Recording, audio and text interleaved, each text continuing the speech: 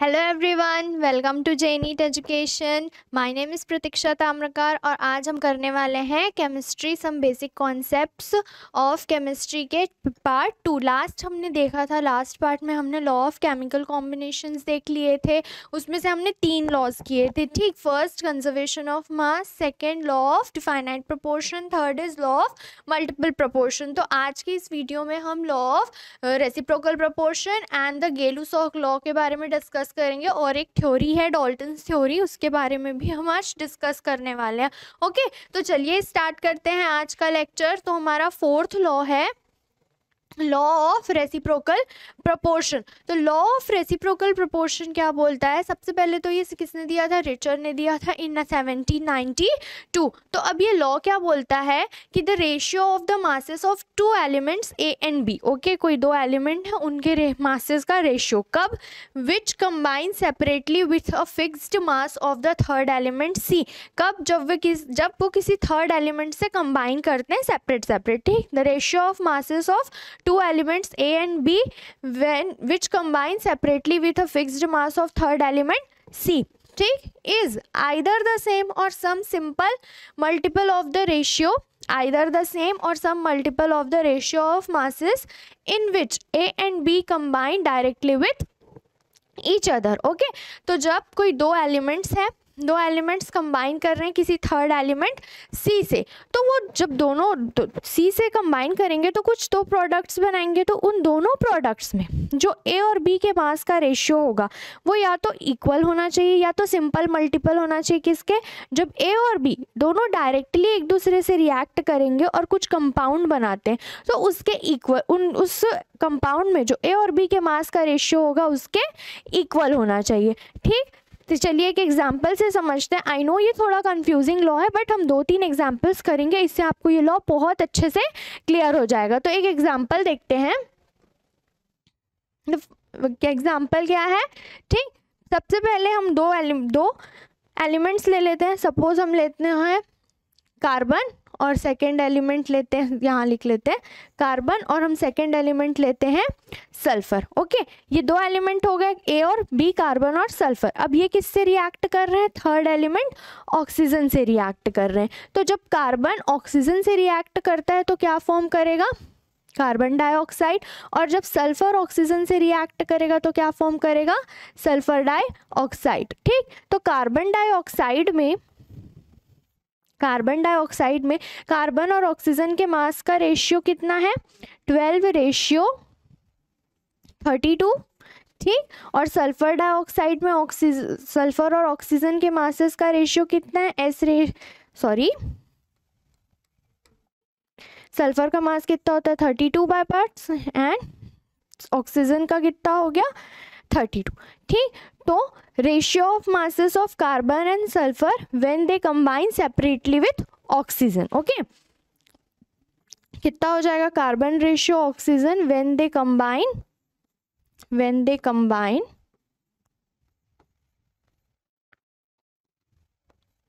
Just a minute, sorry, carbon and sulfur, okay, carbon ratio sulfur when they combine separately with oxygen कितना आ गया? Carbon का कितना हो गया? 12, सल्फर का कितना हो गया? 32। तो सल्फर इसको हम क्या लिख सकते हैं और सिंपल रेशियो में? 3:8, ठीक। तो कार्बन और सल्फर जब सेपरेटली ऑक्सीजन से कंबाइन किए और कार्बन डाइऑक्साइड और सल्फर डाइऑक्साइड फॉर्म किए तब उनके मासेस का रेशियो कितना था उनके कंपाउंड्स में? 3:8, ओके। तो अब ये मास, अब हम देखते हैं जब ये कार्बन सल्फर से डायरेक्टली रिएक्ट करेंगे तब उनके मासेस का रेशियो कितना हो जाएगा? तब वो क्या फॉर्म करेंगे? कार्बन डाइसल्फाइड फॉर्म करेंगे। और कार्बन डाइसल्फाइड में कार्बन और सल्फर के मासेस का रेशियो कितना हो जाएगा? कार्बन कितना होता है? 12 और सल्फर 2 है तो उसके मास कितना हो जाएंगे? 64। तो यहाँ लिखते हैं carbon ratio sulphur when they combine directly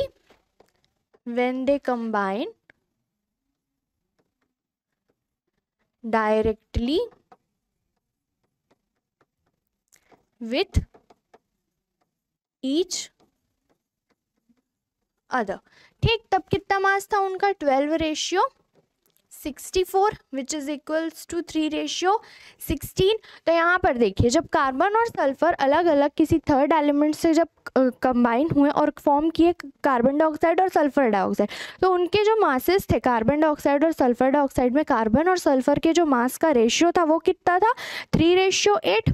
ठीक, ये जब थर्ड एलिमेंट सी से किए, फिर जब दोनों कार्बन और सल्फर डायरेक्टली एक दूसरे से रिएक्ट किए और क्या फॉर्म किए कार्बन डाई सल्फाइड, तो कार्बन डाई सल्फाइड में कार्बन और सल्फर के मासेस का रेशियो कितना था 3:16। तो ये देखिए 3:8 और 3:16 एक दूसरे के सिंपल मल्टीपल है। इसको हम सिंपल रेशियो में ऐसा लिख सकते हैं, कितना आ जाएगा 3/8 इंटू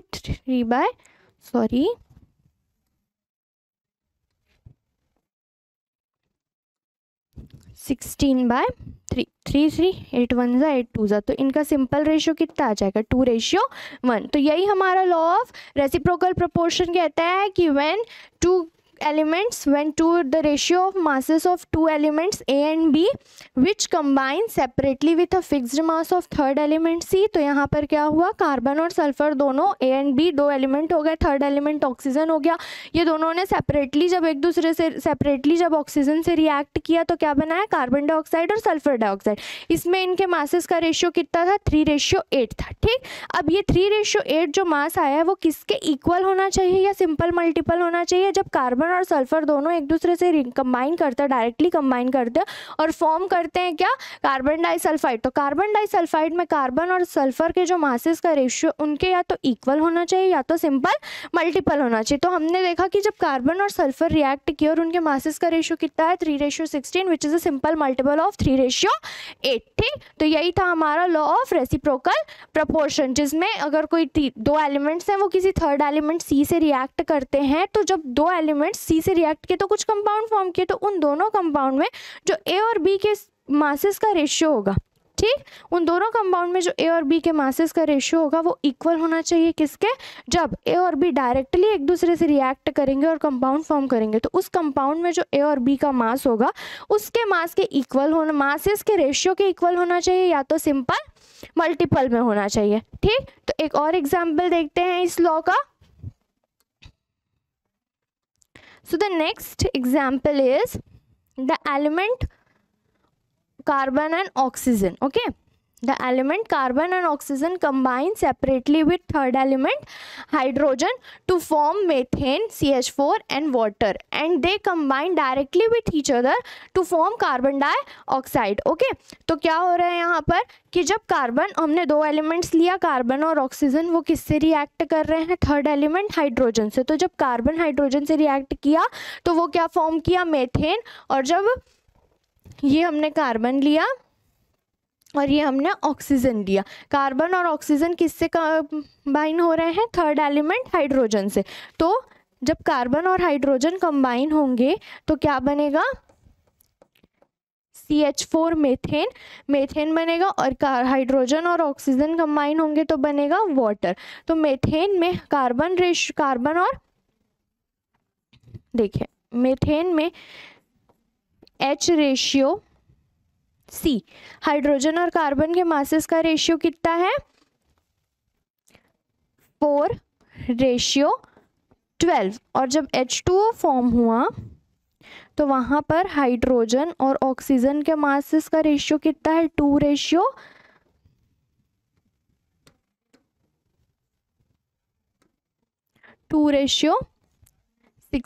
ये 1 मॉलिक्यूल ऑफ वाटर के लिए, अगर हम 2 मॉलिक्यूल ऑफ वाटर लें, क्योंकि यहाँ पर हाइड्रोजन का फिक्स मास अगर करना है हमको, यहाँ 4 hydrogen 4 parts by mass hydrogen का रिएक्ट कर रहे हैं, तो अगर हम लोग 2 मॉलिक्यूल ऑफ वाटर्स ले ले तो वहाँ पे 1 मॉलिक्यूल कितने हाइड्रोजन से रिएक्ट कर रहा है 2 हाइड्रोजन से, 2 पार्ट्स बाय मास हाइड्रोजन से।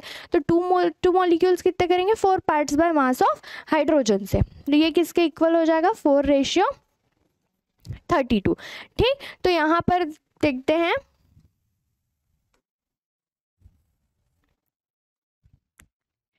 Ratio of carbon ratio oxygen when they combine separately with hydrogen. Okay, separately with hydrogen. तो क्या होता है, कार्बन रेशियो ऑक्सीजन कितना हो गया, masses of carbon ratio oxygen. Carbon का मास कितना 12 और ऑक्सीजन का मास कितना हो गया 32. व्हेन जब ये किस fixed mass of hydrogen 4 parts by mass of hydrogen से रिएक्ट किए तब. अब जब ये दोनों एलिमेंट कार्बन और ऑक्सीजन ये दोनों डायरेक्टली एक दूसरे से रिएक्ट करें, ठीक, तो क्या फॉर्म होगा यहाँ पर, कार्बन डाइऑक्साइड. तो कार्बन डाइऑक्साइड में कार्बन कितना होगा 12 और ऑक्सीजन कितना होगा 32. ठीक, तो ratio of carbon ratio oxygen when they combine directly with each other. तो जब वो डायरेक्टली एक दूसरे से कंबाइन कर रहे हैं तो कार्बन रेशियो ऑक्सीजन कितना आ रहा है 12:32. तो यहाँ देखिए, ये जब वो दोनों अलग अलग किसी थर्ड एलिमेंट से रिएक्ट किए तब उनके मासेस का रेशियो कितना है 12:32. और जब दोनों एक दूसरे से डायरेक्टली रिएक्ट किए तब उनके मासेस का कितना है रेशियो 12:32. दोनों रेशियोज इक्वल है और यही हमारा लॉ ऑफ रेसिप्रोकल प्रपोर्शन बोलता है. ठीक, ये आपको समझ आया क्या हुआ यहाँ पर, कि the element carbon and oxygen combine separately with third element hydrogen to form CH4 and H2O and they combine directly with each other to form CO2. ठीक, in CH4 12 parts by mass of carbon with 4 parts by mass of hydrogen. CH4 में क्या हो रहा है 12 parts by mass of carbon combine हो रहा है कितने से 4 parts by mass of hydrogen से.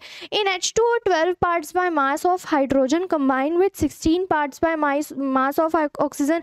Thus the masses of carbon and oxygen which combine with fixed mass of hydrogen. fixed mass हमने हाइड्रोजन के मास को फिक्स कर लिया, 4 parts by mass कर लिया, तो वो कितना आ गया 12:32. That is they are in this ratio 12:32 और 3:8. ठीक, तो ये 3:8 मिल गया कब, जब कार्बन और हाइड्रोजन सेपरेटली रिएक्ट कर रहे थे किससे, ऑक्सीजन से. जब कार्बन और ऑक्सीजन सेपरेटली रिएक्ट कर रहे थे किससे, हाइड्रोजन से. फिर जब कार्बन और ऑक्सीजन ये दोनों आपस में रिएक्ट किए तो now in carbon dioxide 12 parts by mass of carbon reacts directly with 32 parts by mass of oxygen. That is, they combine directly in the ratio 12:32 or 3:8, which is the same as the first ratio. तो यही हमारा law of reciprocal proportion था. ठीक, ये आपको समझ आया. एक और एग्जाम्पल देख लेते हैं इसका. ठीक, तो नेक्स्ट एग्जाम्पल है, एक और एग्जाम्पल से समझते हैं इसको. When hydrogen, the two elements hydrogen and oxygen combine separately with third element. ठीक, when element 2 hydrogen and oxygen combine separately with third element sulfur and form H2S and SO2. ठीक, तो ये H2S बनाया और ये क्या बनाया, सल्फर डाइऑक्साइड. तो H2S में हम देख लेते हैं. H2S में देखिए,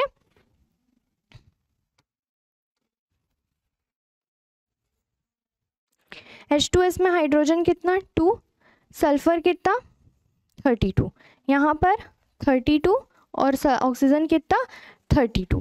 ठीक, तो hydrogen ratio oxygen when they combine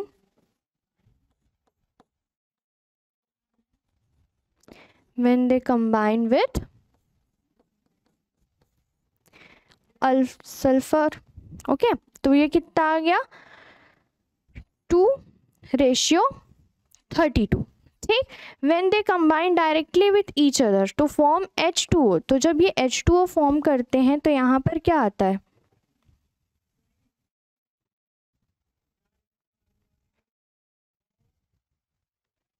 okay, तो हमारे पास क्या आ गया 2 रेशियो, ये ऑक्सीजन का 16. तो hydrogen ratio oxygen when they combine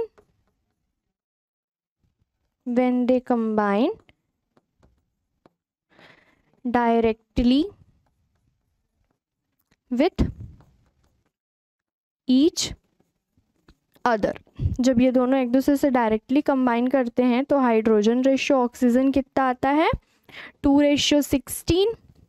इसको हम लोग और सिंपल कैसे लिख सकते हैं 1:16 और ये 1:8। तो ये दोनों रेशियो क्या है एक दूसरे के सिंपल मल्टीपल्स हैं। ठीक, तो ये है हमारे लॉ ऑफ रेसिप्रोकल प्रोपोर्शन के कुछ एग्जांपल्स। तो आपको आई होप आपको ये लॉ ऑफ रेसिप्रोकल प्रोपोर्शन समझ आ गया होगा कि क्या होता है कि जब दो एलिमेंट्स किसी थर्ड एलिमेंट से सेपरेटली रिएक्ट करते हैं, कंबाइन करके कुछ प्रोडक्ट फॉर्म करते हैं, तो उस प्रोडक्ट में जो दो एलिमेंट्स होते हैं उनके मासेस का रेशियो या तो इक्वल होना चाहिए, आइदर इज इक्वल और some simple ratio when they react directly with each other.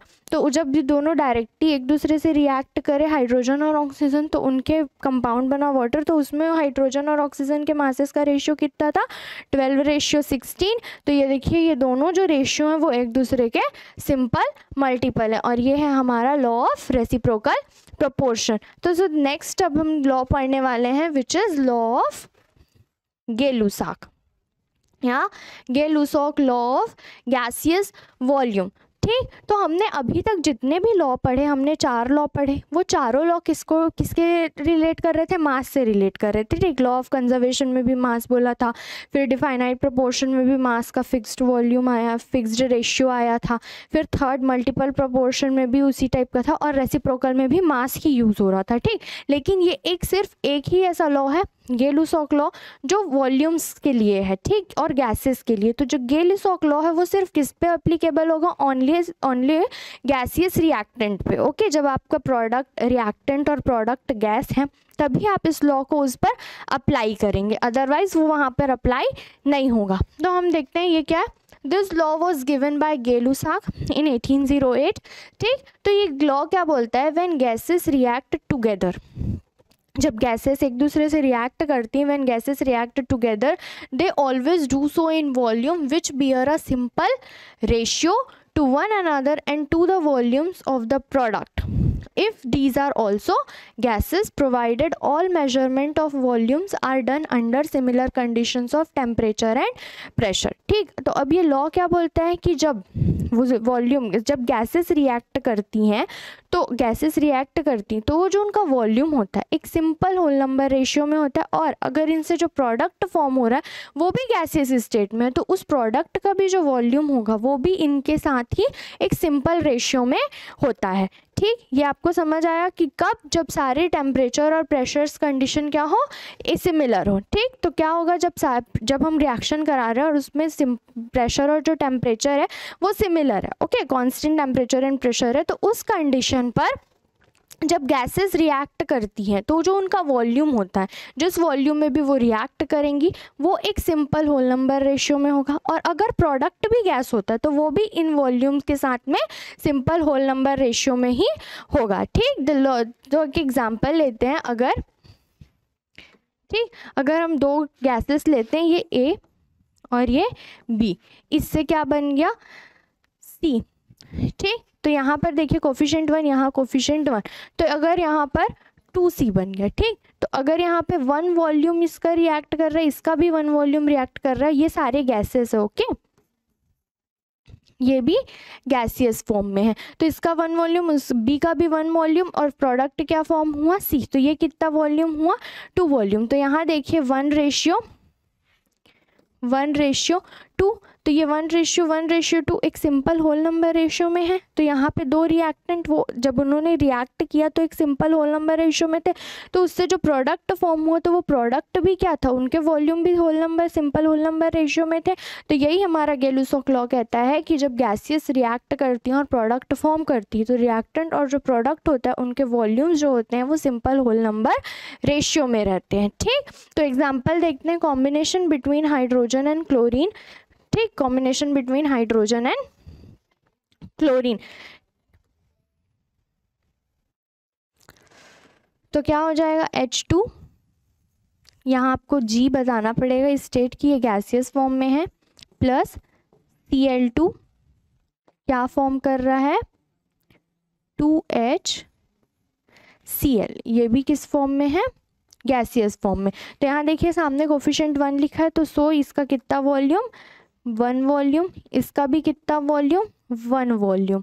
ठीक, इसका 1 वॉल्यूम क्लोरीन के 1 वॉल्यूम से रिएक्ट किया और क्या बनाया 2 वॉल्यूम HCl फॉर्म किया। ठीक, तो यहाँ देखिए कि हाइड्रोजन का 1 वॉल्यूम क्लोरीन के 1 वॉल्यूम से रिएक्ट किया और कितना वॉल्यूम हाइड्रोक्लोरिक एसिड बनाया 2 वॉल्यूम हाइड्रोक्लोरिक। तो यहाँ देखिए 1:1:2, तो रिएक्टेंट और प्रोडक्ट जो हाइड्रोक्लोरिक एसिड बनाया उसमें जो रिएक्टेंट और जो प्रोडक्ट है उनके जो वॉल्यूम है वो एक simple whole number ratio bear कर रहे हैं, वो एक सिंपल होल नंबर रेशियो में है। इसको हम और कैसे समझ सकते हैं, यदि हम हाइड्रोजन का 10 लीटर लेते हैं, ठीक, और क्लोरीन का भी हम कितना लेते हैं 10 लीटर लेते हैं, तो हाइड्रोक्लोरिक एसिड का कितना लीटर फॉर्म होगा, जब 1 लीटर लिया तो 2 लीटर फॉर्म हुआ, तो 10 लीटर लिया तो कितना फॉर्म होगा 20 लीटर्स एसिड फॉर्म होंगे। ठीक, अगर हम लोग इसका कितना लेते हैं, इसका 5 लीटर, इसका भी 5 लीटर लेते हैं,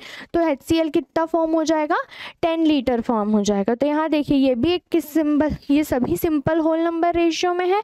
तो यही हमारा गेलुसॉक लॉ बोलता है कि जब कोई गैसेस रिएक्ट करती हैं और प्रोडक्ट फॉर्म करती है तो जो उनके वॉल्यूम्स होते हैं वो एक simple whole number ratio bear करते हैं। ओके, सो एक और एग्जाम्पल देखते हैं इसका। Next example is combination between hydrogen and oxygen। तो जब कॉम्बिनेशन हाइड्रोजन और ऑक्सीजन रिएक्ट होते हैं तो वो क्या फॉर्म करेंगे वाटर, यहाँ पर हाइड्रोजन गैसियस फॉर्म में और वाटर और ये ऑक्सीजन भी गैसियस फॉर्म में, ये रिएक्ट किया तो क्या बनाया H2O, ये भी गैसियस है, मीन्स स्टीम में है, ये फॉर्म स्टीम फॉर्म में है, तो इसको रिएक्शन। ठीक, तो यहाँ देखिए हाइड्रोजन का 2 वॉल्यूम ऑक्सीजन के 1 वॉल्यूम से रिएक्ट कर रहा है, तो कितने वॉल्यूम्स ऑफ वाटर बन रहे हैं 2 वॉल्यूम्स ऑफ वाटर फॉर्म हो रहे हैं। ठीक, तो हेयर ऑल्सो द रेशियो, तो इनके जो रेशियोज हैं वो 2:1:2, तो ये भी क्या है एक सिंपल होल नंबर रेशियो में है। ठीक, तो combination between nitrogen and hydrogen, तो नाइट्रोजन कितना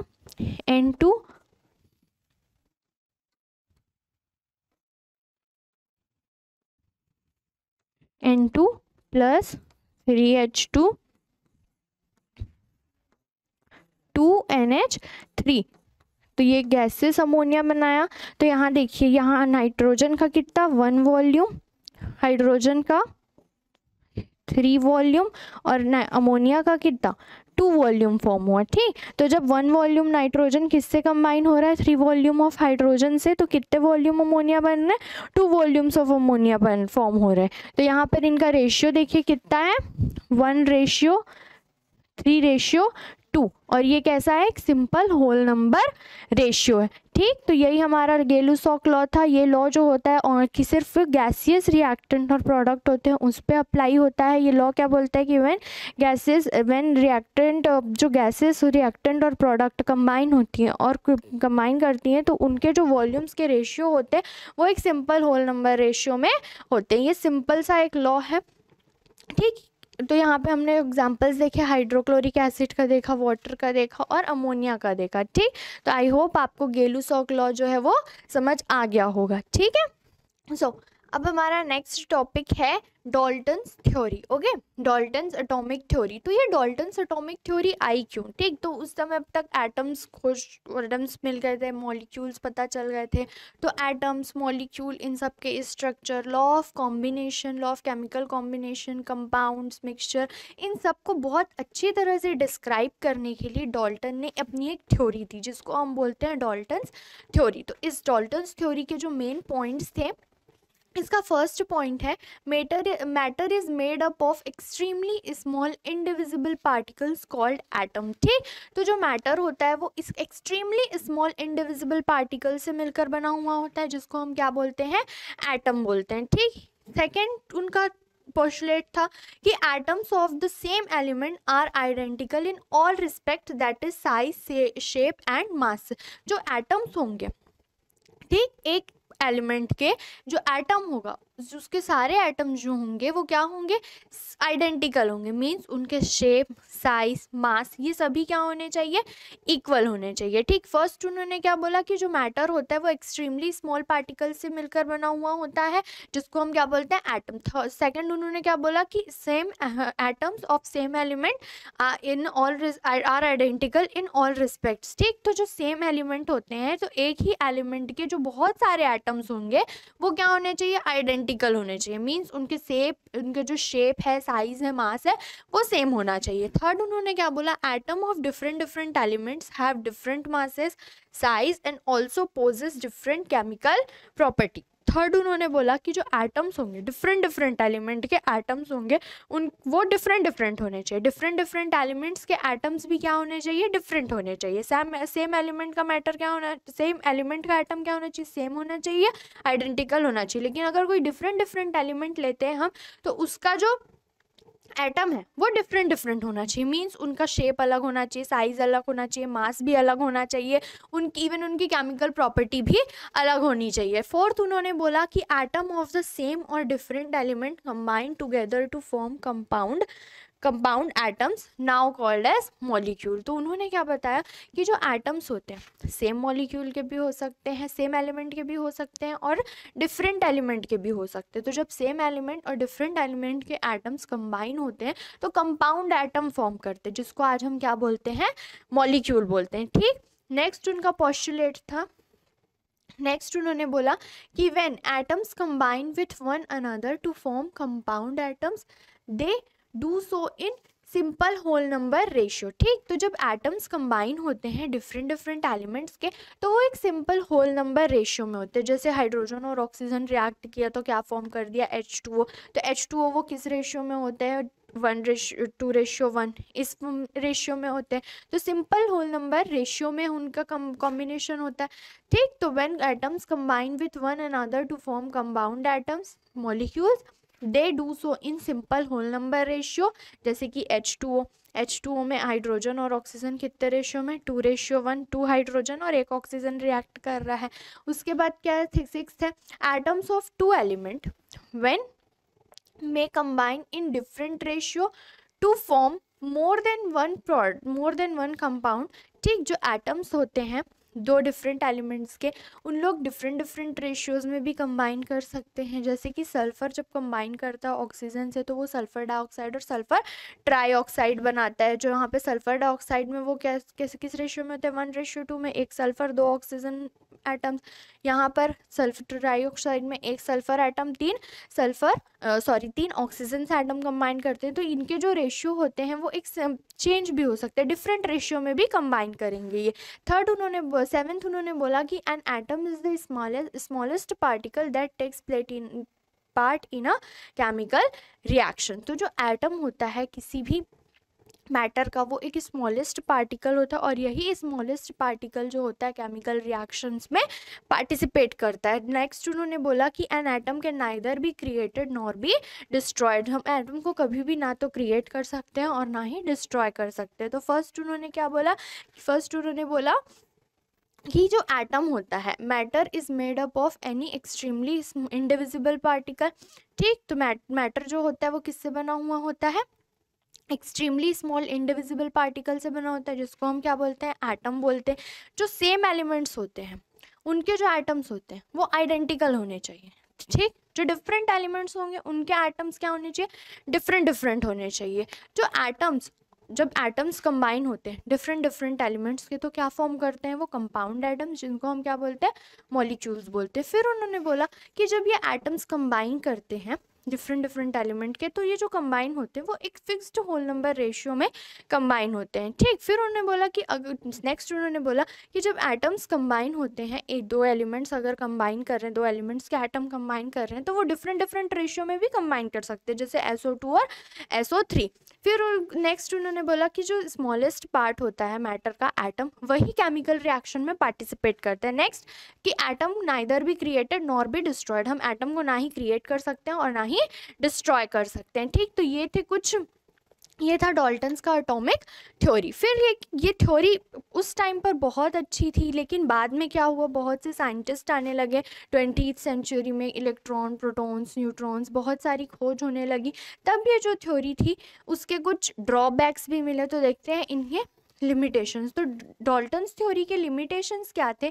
फर्स्ट लिमिटेशन ये था इनके, क्यों, Dalton's theory was the first milestone towards the inner structure of the matter. ठीक, क्योंकि उन्होंने बताया कि मैटर क्या होता है, मैटर का जो स्मॉलेस्ट पार्ट होता है, स्मॉलेस्ट पोर्शन होता है, वो क्या होता है, एटम होता है। एटम से मॉलिक्यूल कंबाइन होते हैं। ठीक, लेकिन वो बहुत सारी चीज़ों को वहाँ पर एक्सप्लेन नहीं कर पाए थे, कुछ चीज़ बता नहीं पाए थे, तो इस वजह से इसके कुछ ड्रॉबैक्स है। तो फर्स्ट ड्रॉबैक क्या है इनका, it could explain the law of chemical combination by mass. इन्होंने हर बार मास से तो उसको एक्सप्लेन कर दिया, लॉ ऑफ केमिकल कॉम्बिनेशन में जहाँ पे 4 लॉज थे हमारे मास से रिलेटेड, उनको तो ये एक्सप्लेन करे, but fail to explain the law of gaseous volume. लेकिन जो ये लॉ ऑफ गेलुसाक लॉ था उसको वो एक्सप्लेन नहीं कर पाए। Second, it could not explain why atoms of different element have different masses, size, valencies, etc. इन्होंने बोला कि different atoms of different elements have different masses, size and shape, लेकिन इन्होंने ये नहीं बताया कि different atoms के mass, size और जो वैलेंसीज हैं वो क्यों अलग अलग होंगी। ठीक, ये वो एक्सप्लेन नहीं कर पाए। वाई डू, थर्ड उन्होंने बोला, थर्ड उनका जो ड्रॉबैक था, why do atoms of the same और different element combine at all to form molecules. Third, वो ये भी एक्सप्लेन नहीं कर पाए कि जो एटम्स हैं वो क्यों एक दूसरे से कंबाइन होंगे और एक दूसरे से कंबाइन होकर क्यों मॉलिक्यूल फॉर्म होंगे। ठीक, fourth, what is the nature of binding forces between atoms and molecules which account for the existence of matter in 3 states, that is solid, liquid और gas। हमारे मैटर के 3 स्टेट्स होते हैं, solid, liquid और gas. तो ये ऐसा क्यों होता है, इनके बीच में ऐसा क्या बाइंडिंग फोर्स होता है जिसकी वजह से कोई जो मैटर है वो सॉलिड फॉर्म में मिलेगा, कोई मैटर हमको गैसेस फॉर्म में मिलेगा और कोई लिक्विड फॉर्म में मिलेगा। Last, it makes no distinction between the ultimate particle of an atom or a compound। तो ये उनके कुछ 5 जो थे ड्रॉबैक्स थे। ठीक, आई होप आपको इन डाल्टन्स एटॉमिक थ्योरी और डाल्टन्स के थ्योरी के ड्रॉबैक्स आपको समझ आ गए होंगे। ठीक, तो इसके बाद इसका एक मॉडर्न थ्योरी भी आया, Dalton's modern theory, Dalton's atomic theory या मॉडिफाइड डाल्टन्स थ्योरी, जिसको हम मॉडर्न एटॉमिक थ्योरी भी बोलते हैं। तो यहाँ पर क्या बोला गया, फर्स्ट यहाँ बोला गया कि atom is no longer consider to be indivisible. ठीक, एटम्स को अब हम इनडिविजिबल कंसिडर नहीं करेंगे। क्यों? क्योंकि अब उस समय तक इलेक्ट्रॉन, प्रोटॉन, न्यूट्रॉन की खोज हो चुकी थी और ये सारे किसके अंदर थे, एटम्स के अंदर थे। और एटम का जो स्ट्रक्चर होता है थोड़ा सा कॉम्प्लिकेटेड, ठीक, थोड़ा कॉम्प्लिकेटेड होता है। तो क्योंकि उसके अंदर अब खोज हो गई थी, इलेक्ट्रॉन होता है, प्रोटॉन होता है, न्यूट्रॉन होता है। ठीक, और ये स्मॉलेस्ट पार्टिकल्स, ये जो इन सब पार्टिकल से बना हुआ होता है। तो इसलिए उन्होंने बोला कि atom is no longer considered to be indivisible. Second, उन्होंने बोला कि atoms of the same element may have different atomic masses. ठीक, तो हमारे जो पुरानी थ्योरी थी उसमें क्या बोला गया था कि atoms of same element are identical in all respects, shape, size, mass. लेकिन जब और यहाँ पे और खोज बढ़ते गई तो पता चला कि जो सेम एलिमेंट होते हैं, सेम एलिमेंट, उसके अगर हम एटम्स लेते हैं तो उनके जो मासेस भी क्या हो सकते हैं, अलग अलग हो सकते हैं, जिनको हम क्या बोलते हैं, आइसोटोप्स बोलते हैं। आइसोटोप्स में क्या होता है, सेम एटॉमिक नंबर होता है और डिफरेंट मासेस होते हैं। जैसे हाइड्रोजन के हमारे पास 3 आइसोटोप्स होते हैं, क्या, 1,1H protium, 2,1H deuterium, 3,1T tritium. ठीक, तो इनमें क्या होता है, इन सब का देखिए ये सभी हाइड्रोजन के ही आइसोटोप्स हैं, हाइड्रोजन के ही सेम एटम्स हैं। तो लेकिन यहाँ पर क्या होता है, हाइड्रोजन यहाँ पर मास कितना है उसका 1, यहाँ मास 2, यहाँ 3। ठीक। तो फिर बाद में पता क्या चला कि atoms of the same element may have different atomic masses. ठीक, तो सेम एलिमेंट है उसके जो मासेस भी क्या, सेम एलिमेंट के जो एटम्स हैं उनके मासेस भी डिफरेंट डिफरेंट हो सकते हैं, जिनको हम क्या बोलते हैं, आइसोटोप्स बोलते हैं। Next, atom of different elements may have same atomic masses. उन्होंने डाल्टन्स ने क्या बताया था कि डिफरेंट डिफरेंट जो एलिमेंट्स होंगे उनके मासेस भी डिफरेंट डिफरेंट होने चाहिए। बट मॉडर्न थ्योरी में क्या बोला गया कि जो डिफरेंट डिफरेंट एलिमेंट्स हैं उनके एटम्स के जो मास है वो सेम हो सकते हैं, जैसे कि आर्गन और कैल्शियम, ये दोनों के मास जो क्या होते हैं 40, इन दोनों के मासेस कितने होते हैं 40, और इनको हम बोलते हैं आइसोबार्स। नेक्स्ट उन्होंने बोला कि the ratio in which the different atoms combine with one another may be fixed and integral but may not always be a simple. Dalton's theory में बोला गया था कि जब एटम्स कंबाइन होते हैं डिफरेंट एलिमेंट्स के तो वे हमेशा सिंपल रेशियो में कंबाइन होंगे, लेकिन ये हर जगह पे पॉसिबल नहीं होता। जैसे केन शुगर का फॉर्मूला, का फॉर्मूला क्या होता है C12H22O11, तो यहाँ पर कार्बन हाइड्रोजन और ऑक्सीजन का रेशियो कितना आ गया 12:22,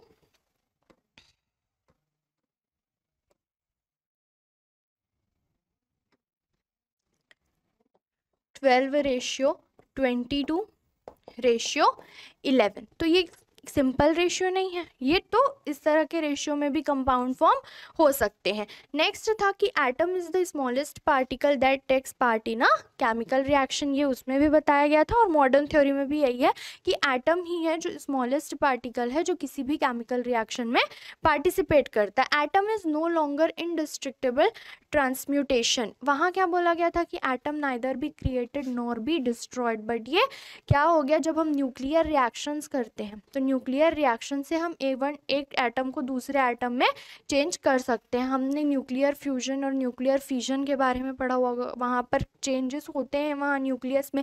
सो फॉर एग्जांपल अगर हम नाइट्रोजन पर अल्फा पार्टिकल्स का बम्बार्डमेंट कर देते हैं तो वो किस में चेंज हो जाएगा, ऑक्सीजन में। ठीक, तो एटम्स क्या है, atom is no longer indestructible transmutation. Okay,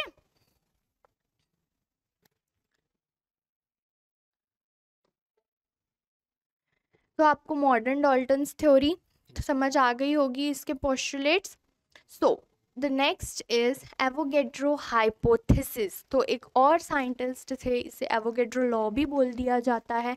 तो एवोगेड्रो हाइपोथेसिस क्या थी कि equal volume of all gases, okay, equal volume of all gases under similar conditions of the temperature and pressure contain equal number of molecules, okay, equal number of all gases,